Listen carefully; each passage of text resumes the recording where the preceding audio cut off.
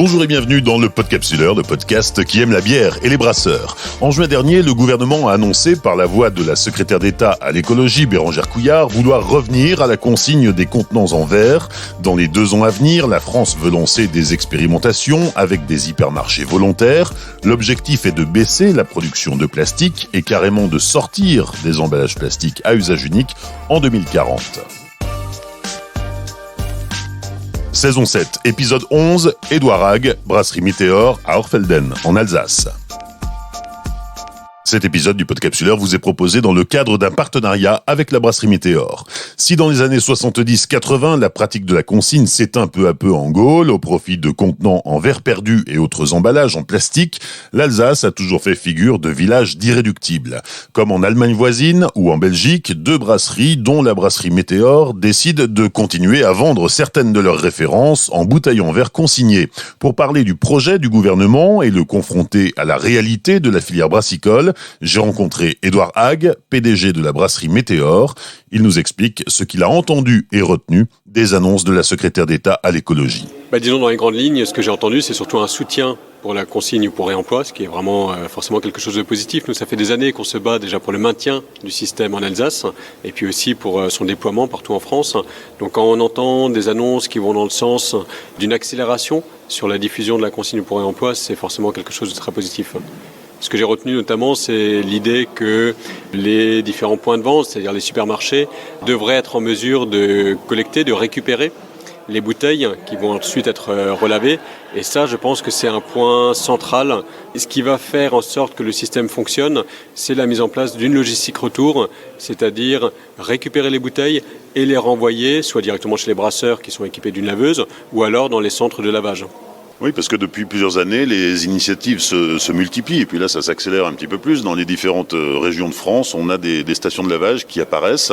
Le territoire est en train de se mailler pour pouvoir répondre à ce besoin de lavage des bouteilles en vue du réemploi. Oui, tout à fait. C'est ce qui est compliqué dans cette histoire de réemploi, c'est que ça ne peut fonctionner qu'avec un écosystème complet. L'écosystème, ce sont des producteurs, aussi bien des brasseurs que des minéraliers, des fabricants de soft, etc. Il faut une offre complète pour le consommateur. Il faut aussi des centres de lavage. Il faut un système de gestion de la consigne. Si on décide de mettre 20 centimes sur les bouteilles, il faut savoir qui gère cette consigne, qui investit aussi dans les machines de déconsignation, etc. Et donc la création de cet écosystème, c'est ce qui est le plus compliqué. Une fois que l'écosystème est en place, c'est relativement simple, c'est ce qu'on a en Alsace. En Alsace, on a des enseignes de la grande distribution qui récupèrent les bouteilles, on a des brasseurs qui savent les laver et ensuite de nouveau réutiliser ces bouteilles. Donc c'est relativement simple une fois que le système est en place. La grande difficulté, c'est de créer cet écosystème parce qu'il y a beaucoup de parties prenantes entre les producteurs, les distributeurs, les laveurs, les logisticiens. Et donc, il faut réussir en quelques années à bâtir en fait ce système. Pour l'instant, on parle surtout d'expérimentation et je pense que c'est indispensable de passer en effet par des expérimentations sur 10, 15 magasins avec une dizaine de producteurs pour essayer de comprendre vraiment quelles sont les contraintes, quels sont les coûts aussi qui sont liés au réemploi pour ensuite prendre les bonnes décisions et déployer au niveau national le système. Tu parlais d'un système qui existe en Alsace, qu'on peut trouver aussi en Belgique, par exemple, c'est les machines de déconsignation. Tu peux nous expliquer ? Oui, bien sûr, c'est très simple. L'idée, c'est que quand vous allez dans un supermarché en Alsace, vous achetez de la bière, par exemple l'IPA en 75 centilitres Météor consigné, vous achetez la référence, donc l'IPA, et en plus de ça, au moment du passage en caisse, on vous rajoute 20 centimes au coût de la bouteille. Vous allez chez vous, vous buvez cette bière, et puis une fois que la bouteille est vide, vous revenez en magasin, donc soit dans celui où vous avez acheté la bière, soit tout autre magasin qui est équipé, et il y a des machines dans lesquelles vous insérez simplement la bouteille, ou les bouteilles, si vous en avez 10, 15, et en contrepartie, la machine délivre un bon d'achat à raison de 20 centimes par bouteille pour les grandes bouteilles, 10 centimes pour les plus petites bouteilles. Un bon d'achat qui est utilisable directement dans le magasin où vous avez déconsigné. La logistique derrière la machine, c'est généralement, il y a un tapis d'accumulation et puis quelqu'un qui trie les bouteilles parce que en Alsace, il y a différents types de bouteilles qui sont utilisées. Il y a la bouteille iconique VK Alsace que nous utilisons chez Météor et qui est partagée également avec un autre brasseur. Mais il y a certains minéraliers qui ont leurs propres bouteilles. Donc il y a bien un tri manuel qui se fait derrière la machine de déconsignation pour remettre dans les différentes caisses les bouteilles qu'il va falloir ensuite renvoyer aux différents producteurs. Oui, donc ça implique quand même un investissement logistique pour les grandes surfaces qui vont devoir récupérer les bouteilles consignées. Oui, tout à fait. C'est un investissement. Alors c'est un investissement tout court, je dirais un investissement économique, un montant à dépenser pour acquérir cette machine de déconsignation. Il y a aussi forcément un peu de coût de main d'œuvre pour le tri qui se fait de manière manuelle. Pour autant, c'est un système qui est vraiment très très vertueux parce que d'une part c'est bon pour l'environnement. Et les enseignes de la grande distribution ont besoin de montrer aussi qu'elles font des choses positives de ce point de vue-là. Et puis deuxièmement, c'est bon pour le portefeuille du consommateur parce que la même bière est vendue à peu près 20% moins cher quand elle est dans une bouteille réemployée par rapport à une bouteille à usage unique. Donc c'est aussi dans l'intérêt, je dirais, du distributeur, de l'enseigne, de la grande distribution que de proposer ce genre de référence. Tu disais qu'en Alsace, la consigne ne s'était jamais arrêtée. Ça a commencé quand d'ailleurs ? Alors chez nous, en fait, ça a commencé au tout début du XXe siècle, voire fin du XIXe. Historiquement, donc la brasserie Météor, on est la brasserie la plus ancienne de France. On produit sur ce site où nous sommes là actuellement depuis 1640. Traditionnellement, la bière se vendait en tonneaux de bois. Et puis les premières bouteilles sont arrivées à la fin du 19e, début du 20e siècle. Il y en a d'ailleurs quelques exemplaires derrière toi, les auditeurs ne peuvent pas le voir, mais voilà, juste à côté de nous, qui sont des bouteilles gravées, embossées, à bouchon mécanique. Et ces premières bouteilles, elles étaient de fait consignées, parce que ça coûtait tellement cher de produire une bouteille, que pour nos anciens, ça aurait été complètement absurde que de dire on casse la bouteille, on la met dans une benne à verre pour la refondre et en refaire une nouvelle bouteille. C'était forcément complètement absurde. Donc c'est comme ça qu'a commencé la consigne.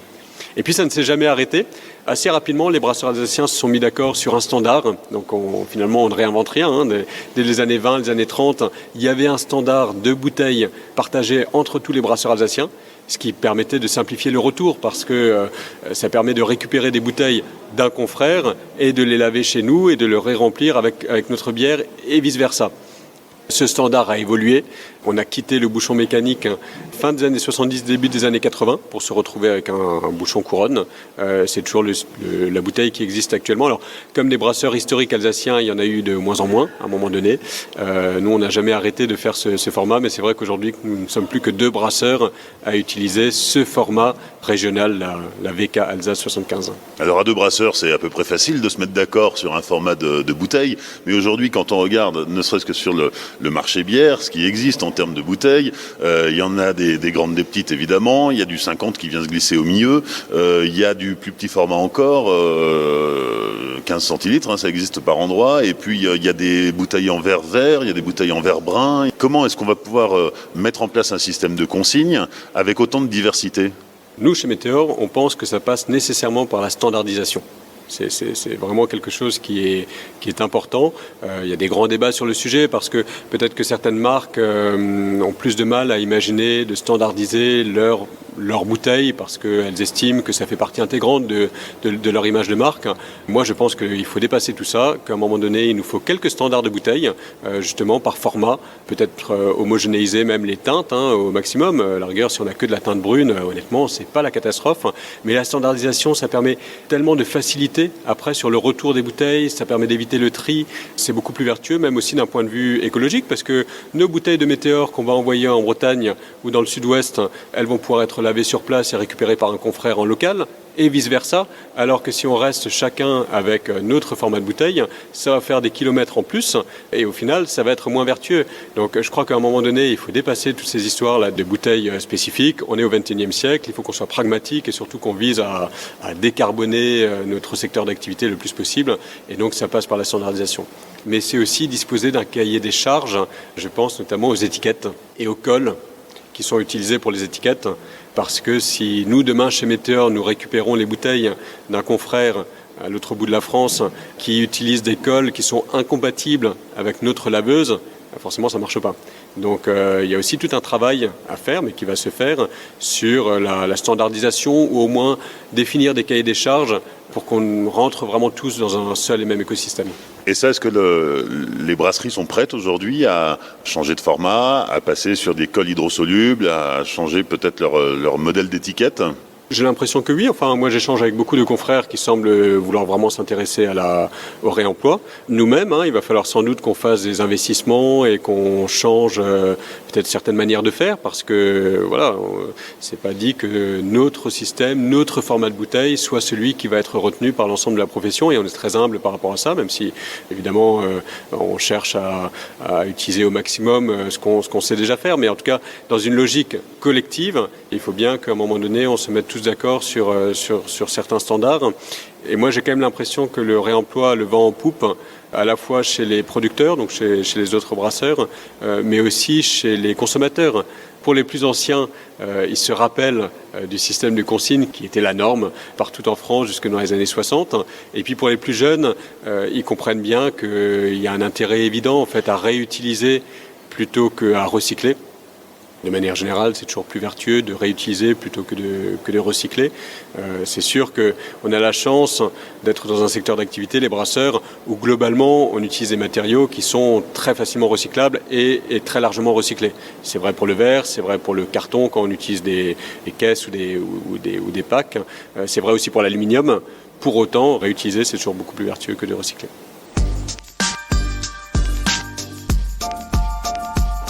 On va donner quelques chiffres sur la bouteille consignée chez Météor. Ça représente 40 000 hectolitres de bière par an, soit environ 7 millions de bouteilles. Et ce qui est intéressant de souligner, c'est que le taux de retour est assez exceptionnel. Aujourd'hui, ce sont plus de 9 bouteilles sur 10 qui reviennent dans les points de vente, dans les supermarchés, en vue d'être lavées, re-remplies et remises dans le circuit. Oui, c'est ça, c'est même encore plus puisqu'on a un taux de retour de l'ordre de 97%, donc on peut difficilement faire mieux. Je pense que ça s'explique justement par le fait qu'en Alsace, on n'est jamais abandonné le système de la consigne et donc nos consommateurs de bière Météor connaissent bien le système. Il n'y a pas, comme ça va être le cas ailleurs en France, de pédagogie à faire pour que les gens comprennent bien ce geste de retour de la consigne. Donc ça aide énormément. Après, il y a l'aspect financier, bien sûr, à raison de 20 centimes par bouteille pour les grandes, 10 centimes pour les petites. Voilà, on a quand même tout intérêt à ramener les bouteilles là où on les a achetées. C'est quand même un système qui est tout à fait incitatif. Et c'est vrai que c'est un très bon taux.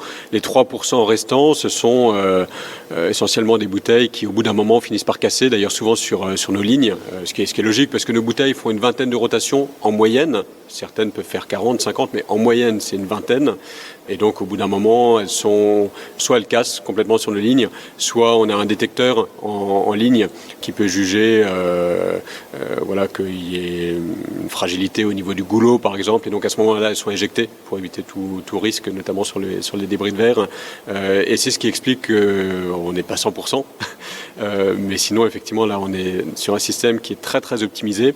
Et on a bien conscience que lors du déploiement au niveau national, on va passer par une période où on aura un taux de retour hors Alsace qui sera moins bon.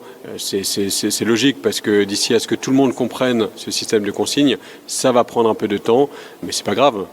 À long terme, on va réussir à avoir du 97% partout en France, j'en suis certain. La bouteille lavée et réemployée versus la bouteille neuve, au final, qu'est-ce qui est le plus économique ? Parce que la bouteille qui est réinjectée dans le circuit pour une seconde et jusqu'à une 20e ou une 40e vie, il faut la laver. Tu nous expliquais tout à l'heure qu'il y avait tout un système logistique dans les grandes surfaces qui doivent récupérer, trier, et ensuite qui doivent acheminer jusqu'à la station de lavage. Est-ce que finalement, une bouteille neuve, c'est pas moins cher ? Tout dépend du modèle. C'est sûr qu'en passant par un tiers qui récupère et qui lave les bouteilles, qui les repaletise sur palette de bouteilles et qui après les renvoie chez un producteur, chez un brasseur, l'équation économique sera peut-être un tout petit peu moins favorable qu'elle n'est chez nous, avec une laveuse intégrée. Pour autant, les premiers chiffres que j'ai vus laissent à penser que c'est quand même tout à fait compétitif par rapport à une bouteille à usage unique. Et puis de toute façon, j'ai tendance à dire, même si c'était 5% plus cher, c'est tellement meilleur pour l'environnement qu'à un moment donné, il faut qu'on y aille. Chez nous, c'est vrai qu'on a un système qui permet, au final, pour le consommateur, d'avoir la même bière à peu près 20% moins chère, parce que la bouteille qui est réemployée à l'achat coûte un peu plus cher, notamment parce que c'est une bouteille qui est un peu plus lourde, parce qu'elle doit être un peu plus solide pour faire une vingtaine de rotations contre une seule. Mais comme on l'amortit sur 20 rotations, mais même si on l'amortissait que sur 10 rotations, ça ferait toujours qu'à l'usage, ça coûte moins cher. Je ne sais pas si je donne quelques chiffres. Alors les chiffres sont purement fictifs parce que les coûts des bouteilles là ont des cours qui montent et qui baissent. Mais si on prend une bouteille qui coûterait par exemple 20 centimes en mode usage unique, l'équivalent pourrait coûter 30 centimes en mode bouteille réemployable. Sauf que si la bouteille à 30 centimes, on l'utilise au moins 10 fois, ça veut dire qu'à l'usage, à chacune de ces rotations, elle ne coûte que 30 divisé par 10, c'est-à-dire 3 centimes. Donc on compare quand même 3 centimes à 20 centimes. Ça fait quand même une grosse différence. Alors tu as raison, il faut rajouter les coûts de logistique. La laveuse en soi, c'est un investissement et elle a des coûts de fonctionnement parce qu'on utilise de la soude, on utilise de l'eau qu'on chauffe, etc. Mais bon, l'un dans l'autre, ça ne coûte pas plus cher qu'une bouteille à usage unique. Et alors en quoi c'est meilleur pour l'environnement si on commence à utiliser de la soude pour laver les bouteilles ? En fait, c'est meilleur pour l'environnement. Donc, nous, on a été à l'origine d'une étude qui a été faite par un cabinet indépendant et qui a été largement validée par l'ADEME, remise à jour d'ailleurs par l'ADEME en 2019, et qui montre que quand on est dans un rayon d'action de 220 km autour de la brasserie et que l'on compare le système de réemploi par rapport à l'usage unique, on émet 79% d'émissions de CO2 en moins. On réalise 79% d'émissions de CO2 en moins. C'est quand même une économie énorme, on ne parle pas de 5 ou 10%. Et ça s'explique assez facilement parce qu'une bouteille à usage unique, qu'est-ce qu'on fait ? On la met dans une benne à verre et après, de toute façon, cette benne à verre, elle fait aussi des kilomètres pour aller non pas dans une brasserie, mais pour aller dans une verrerie. Et après, il faut chauffer à très très haute température pour refaire une bouteille à partir de ce calcin. Et ensuite, ça fait de toute façon des kilomètres aussi entre la verrerie et le brasseur. Donc de toute façon, la matière, elle fait des kilomètres. Sauf qu'entre laver une bouteille, ce qui nécessite effectivement de chauffer de l'eau, d'utiliser de la soude, etc., et refondre du verre pour en refaire une bouteille, on utilise énormément plus d'énergie pour refondre le verre et en faire une bouteille que la laver. Et là où je veux insister, c'est que cette étude montre qu'on fait des économies vraiment substantielles de CO2 quand on est dans un rayon de 220 km. Et en fait, quand on extrapole ces distances, on s'aperçoit que même à 1000 km, même à 1500 km de distance entre le brasseur et le point de consommation, ça reste plus vertueux de ramener la bouteille jusque chez le brasseur et de la laver. Alors évidemment, plus on s'éloigne du brasseur, plus, les émissions de CO2 liées au transport pèsent dans l'analyse de cycle de vie du produit. Et donc on a intérêt plutôt à le faire en local. Mais en tout cas, à l'échelle de la France métropolitaine, donc s'il fallait envoyer de la bière dans un rayon de 1000 km, et donc j'irais en moyenne à 500 km de chez nous, ça reste très largement vertueux de ramener les bouteilles et de les laver plutôt que de les envoyer chez un verrier pour les refondre, en faire des bouteilles neuves et ramener ces bouteilles neuves dans une brasserie. Et de toute façon, les bouteilles de Météor qui partiront d'Alsace pour être consommées à l'autre bout de la France, à terme, elles n'ont plus vocation à revenir en Alsace, elles ont vocation à être lavées à l'autre bout de la France pour être réinjectées dans un circuit à l'autre bout de la France. Et oui, absolument. D'où la standardisation et le maillage national de laveuses. Météor expérimente aussi, ou c'est peut-être même plus une expérimentation, la consignation des bouteilles 33 centilitres chez certains distributeurs. Est-ce que tu peux nous en parler ? Oui, tout à fait. Donc, alors, de manière historique, on fait aussi de la bouteille consignée en 33 centilitres.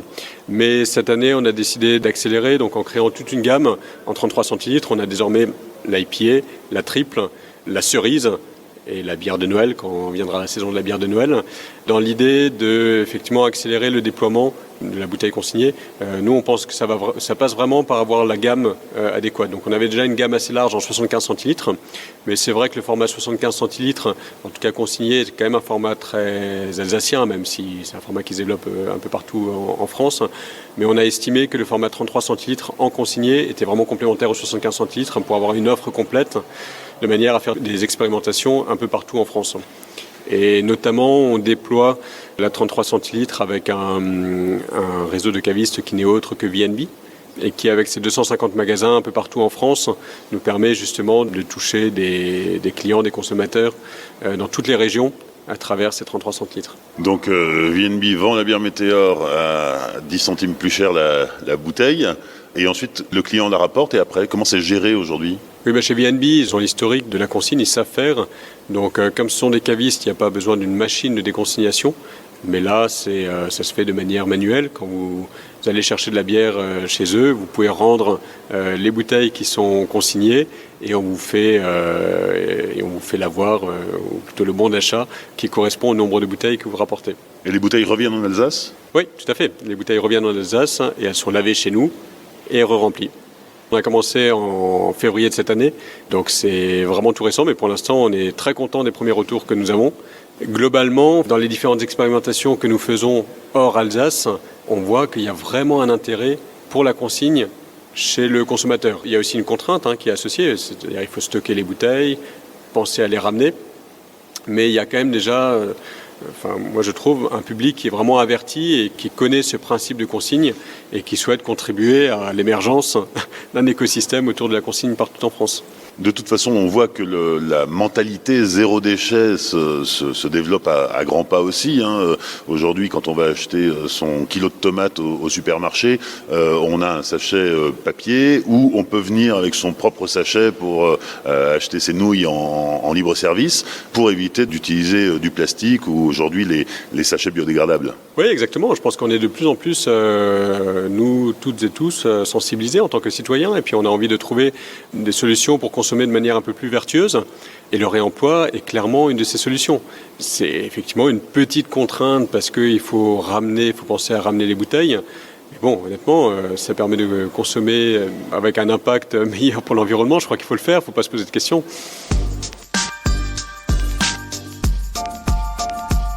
On a parlé de consignes pour réemploi, maintenant on va parler de consignes pour recyclage.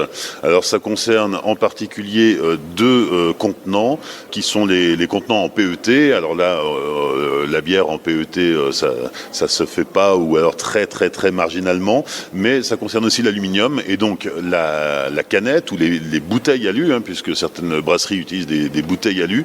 Le but du jeu évidemment c'est pas de laver la canette pour la réutiliser, mais c'est de la retourner à la fonderie pour la refondre et la recycler.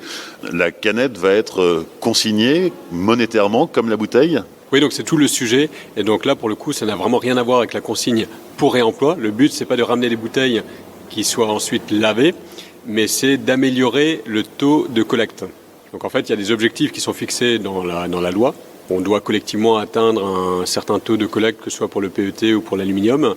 Et effectivement, certains estiment, dont nous faisons partie d'ailleurs chez Meteor, que pour atteindre ces niveaux de taux de collecte, ça passe à un moment donné aussi par un système de consigne.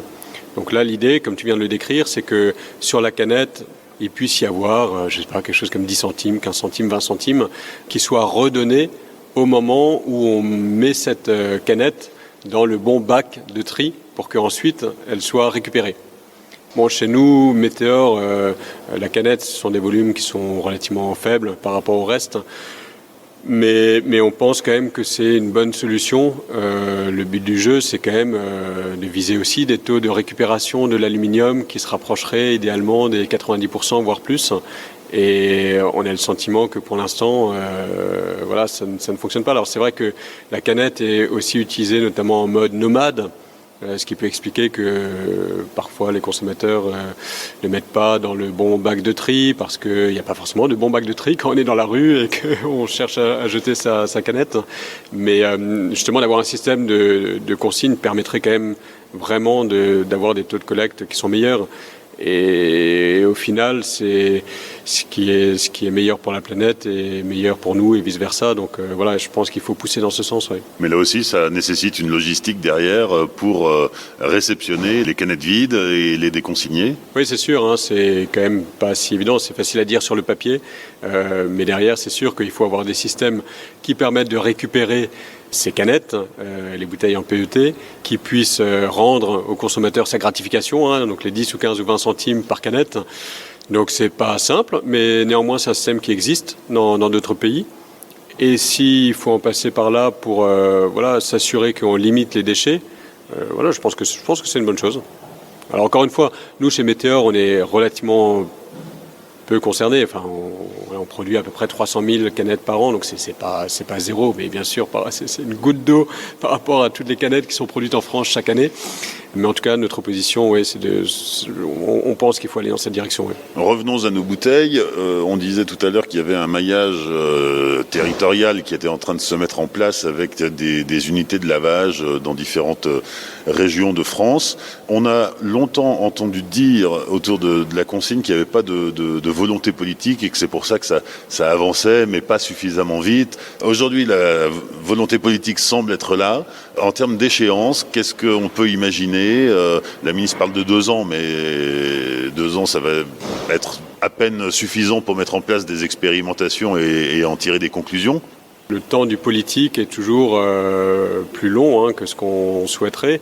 Néanmoins, on voit bien que de toute façon, il y a une lame de fond, tant au niveau français qu'au niveau européen, avec déjà des objectifs qui sont fixés dans la loi. Donc il y a cette fameuse loi AGEC qui impose 10% de réemploi à partir de 2027. Alors 10% pour la plupart des brasseurs, c'est déjà atteint parce que les fûts en inox rentrent dans ce calcul. Mais pour certains autres secteurs d'activité, 10% c'est ambitieux. Si vous faites des yaourts par exemple, faire 10% de réemploi, c'est ambitieux. Donc effectivement, il y a ces objectifs qui sont inscrits dans la loi. D'autres qui vont arriver par la suite. Actuellement, au niveau européen, il y a un projet de loi qui s'appelle le PPWR qui vise à fixer aussi des objectifs pour tous les États membres de réemploi à échéance 2030. Donc voilà, qu'on le veuille ou non, il y a, je pense, une lame de fond qui fait en sorte qu'on se dirige vers une obligation de faire une certaine proportion de réemploi pour l'ensemble des metteurs en marché, pour tous les producteurs, que ce soit de boissons ou d'autres produits dans l'agroalimentaire. Et je pense que c'est bien. Ça ne va pas assez vite, à mon goût. Pour autant, il faut forcément aussi laisser du temps au secteur pour se structurer.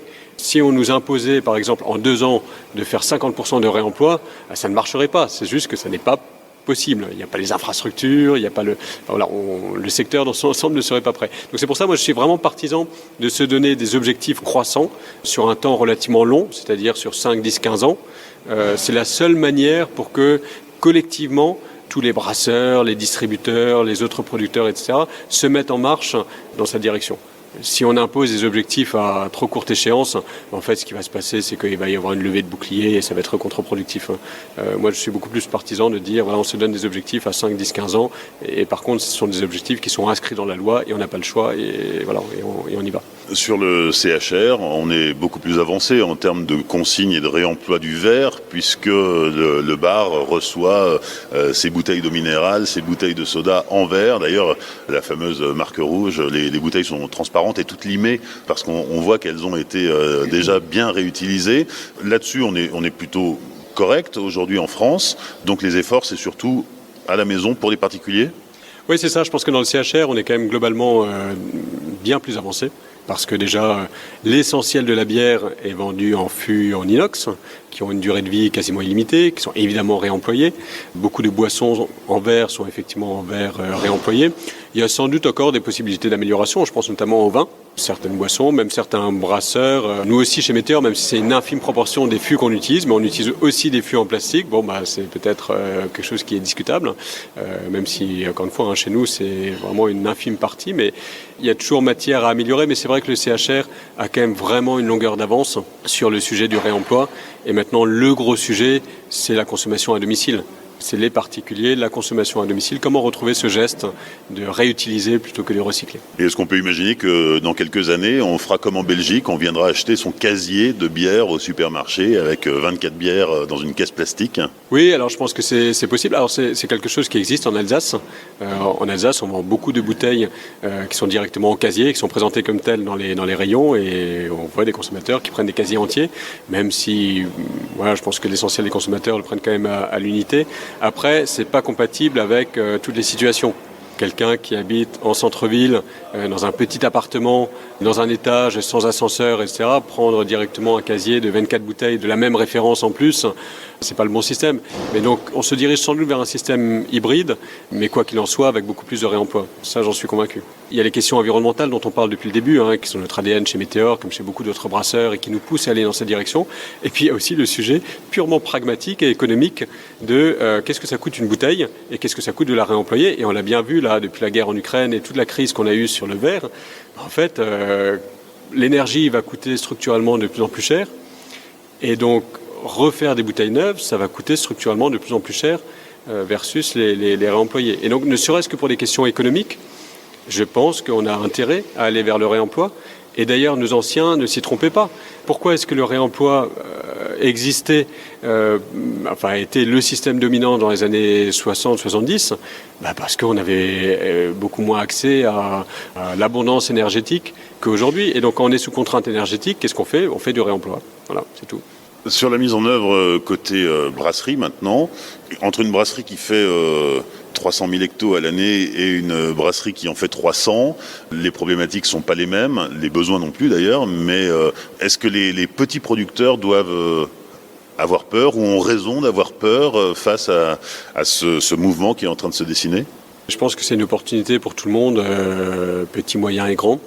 Ce qui va vraiment faire la différence pour les plus petits brasseurs, c'est la capacité à avoir en local des outils mutualisés, donc c'est-à-dire des laveuses qui soient mutualisées. Et donc il y a un certain nombre de sociétés qui se montent un peu partout en France actuellement qui proposent justement de récupérer les bouteilles, les laver, les repalettiser. Et à ce moment-là, pour le brasseur, ça ne change pas grand-chose. Au lieu d'avoir des bouteilles neuves qui sont livrées chez eux, ce sont des bouteilles réutilisées, mais déjà lavées, présentées sur palette bouteilles, etc. Et donc qui, après, rentrent sur sa ligne de conditionnement. Donc je pense que il n'y aura pas de frein en fonction de la taille pour accéder au réemploi, à condition que ce maillage de laveuses au niveau national existe. Ça va être important. Ouais. Et il va falloir qu'il soit conséquent parce qu'on parle de milliards de bouteilles.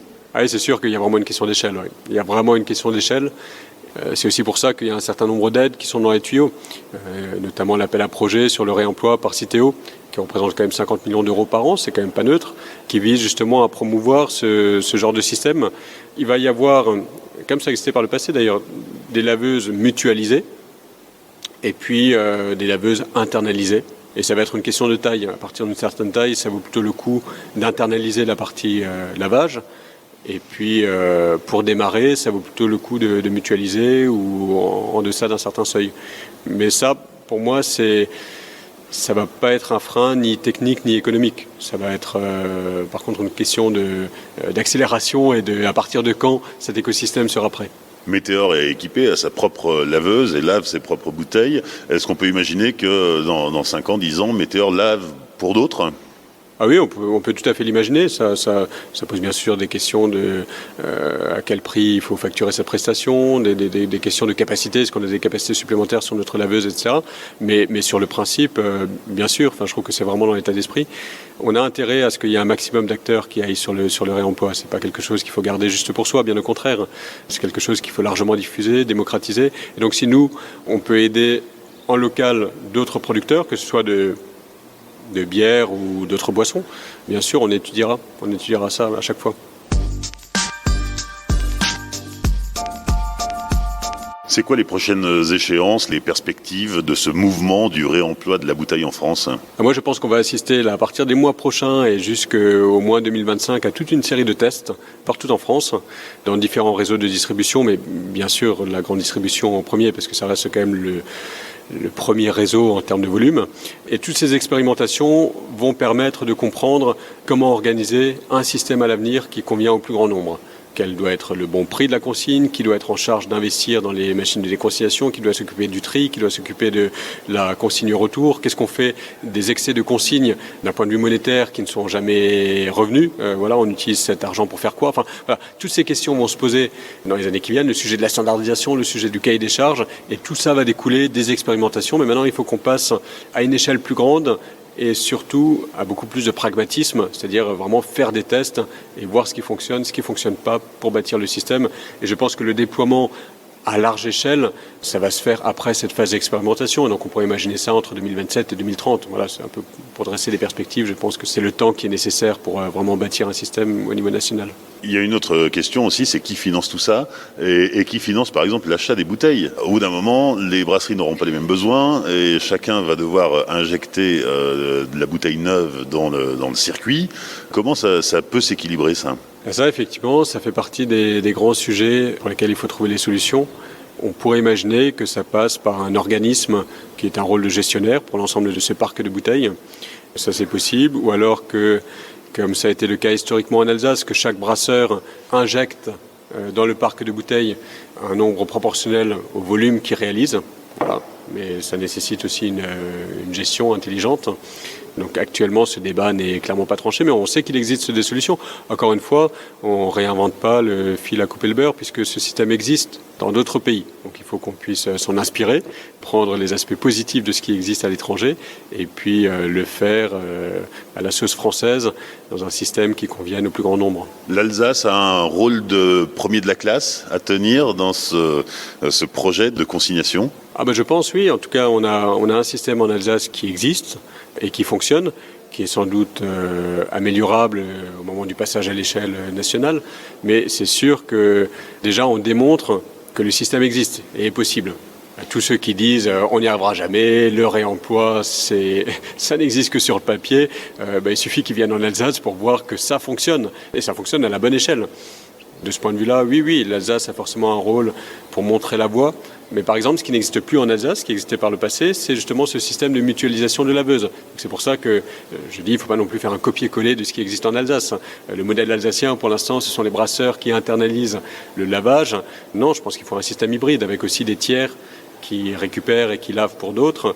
Donc l'idée, c'est pas juste de faire un copier-coller de ce qui existe en Alsace, mais bien d'améliorer le système tel qu'il existe pour le déployer au niveau national. En tout cas, on a bien compris que toi personnellement, et puis Météor avec toi, étiez très volontariste sur ce sujet de la consigne pour réemploi. Quelle est la température dans le milieu brassicole ? Il y a une volonté d'y aller ? Moi, je crois qu'il y a une vraie volonté d'y aller. Il y a une vraie volonté d'y aller de beaucoup d'acteurs. Et d'ailleurs, j'ai vraiment le sentiment que ça s'accélère. C'est-à-dire que certains acteurs que je côtoyais, qui n'étaient pas forcément très enclins à faire des tests ou à se lancer dans la consigne, et qui commencent à y voir un intérêt. Le moteur là-dedans, c'est quand même avant tout les valeurs. Quand même dans un secteur d'activité où beaucoup de brasseurs font ce métier par conviction et par les valeurs qu'ils portent, qui sont des valeurs de convivialité, mais aussi des valeurs de vouloir avoir un impact positif en étant brasseur. Et donc assez naturellement, ça pose la question des déchets qu'on produit, des émissions de CO2 qu'on produit. Et donc assez naturellement, ça pose la question de savoir si on ne peut pas avoir un impact un peu plus positif en faisant du réemploi. Et je trouve que beaucoup de brasseurs y vont de cette manière. Oui, quand on parle de laveuse, évidemment, ça nécessite d'utiliser de l'eau. Est-ce qu'aujourd'hui, les machines sont performantes en termes d'économie d'eau ? Alors, effectivement, on a des laveuses maintenant qui sont quand même beaucoup plus performantes sur l'utilisation de l'eau, qui sont des laveuses évidemment en circuit fermé, et donc on consomme quand même beaucoup moins d'eau que par le passé pour laver les bouteilles. En fait, ce qu'il faut surtout comprendre, c'est que si on regarde l'ensemble du cycle de vie, et que l'on compare le réemploi avec la bouteille à usage unique, en réalité, on consomme 30%, 33% pour être exact, 33% d'eau en moins en faisant du réemploi. Parce que quand on fait fondre du verre pour en faire une bouteille, dans une verrerie, on consomme aussi pas mal d'eau, notamment pour refroidir le verre. C'est simplement que la consommation d'eau est délocalisée. La consommation d'eau se fait chez le brasseur ou dans le centre de lavage, c'est-à-dire au niveau de la laveuse. C'est sur ce site géographiquement que se trouve la consommation d'eau, parce que c'est bien sûr là qu'il faut laver les bouteilles. Mais au global, on utilise quand même 30% moins d'eau en faisant du réemploi par rapport au verre à usage unique. Donc ça reste aussi vertueux de ce point de vue-là. Et les étiquettes, qu'est-ce qu'elles deviennent ? Tiens, on n'en a pas parlé des étiquettes parce qu'elles arrivent, elles sont lavées. Au bout d'un moment, tout ça termine dans une passoire, on récupère le papier et on le met au recyclage ? Oui, c'est ça fait une sorte quasiment de pâte à papier qui est recyclée. Oui. Tout est récupérable ? Tout est récupérable, absolument.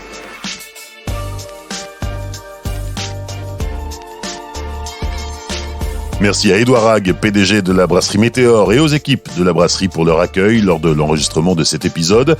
Pour découvrir de fond en comble la brasserie Météor, je vous renvoie au premier épisode de la saison 4 du Podcapsuleur qui lui est consacré. Cette 7e saison du Podcapsuleur est à présent terminée. Merci à tous pour votre écoute fidèle et merci à celles et ceux qui soutiennent le Podcapsuleur sur Tipeee. Je vous donne rendez-vous sur les réseaux sociaux du Podcapsuleur, Facebook, Twitter et Instagram, et sur Bière Actu pour vous informer au quotidien sur l'actualité de la bière et de ses filières. Rendez-vous aussi dans quelques mois pour la saison 8 du Podcapsuleur. D'ici là, souvenez-vous, l'abus d'alcool est dangereux pour la santé, alors savourez, mais sans forcer.